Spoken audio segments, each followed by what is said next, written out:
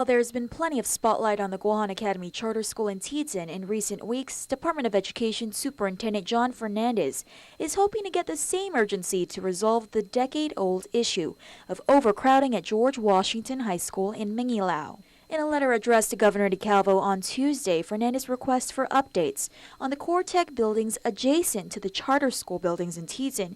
As we've been reporting, Fernandez plans to convert the space into a central high school to help alleviate the 2,600 student population at GW. Onslaught Middle School currently uses this space as an interim campus as their Barragata campus undergoes renovations.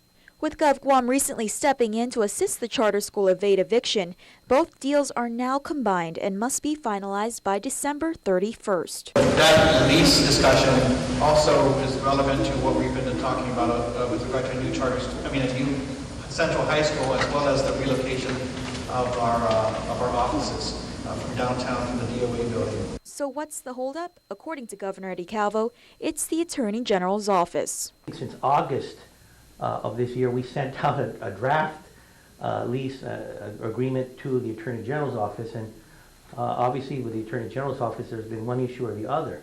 Now from this standpoint, I'm concerned. I'm concerned about the Attorney General's and the pace and speed in which they're acting on this lease and some of the concerns they have.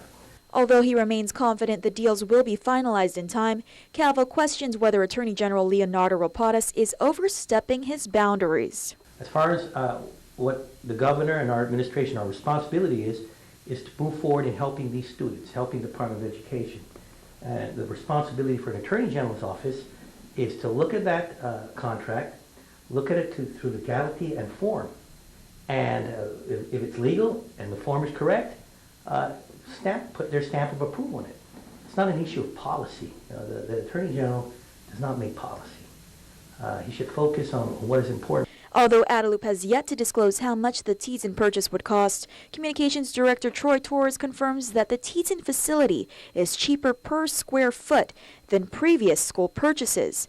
Meanwhile, the Attorney General's spokesperson Carlina Charfores tells KUM that although they received the initial lease agreement contract on August 30th, they've been working closely with the Guam Economic Development Authority and the Bureau of Budget and Management Research to address concerns. Charfores notes that at least 8 drafts of the lease have been circulated since, and that they continue to work to review the contract in order to meet deadline. Reporting for Guam's News Network, I'm Crystal Paco.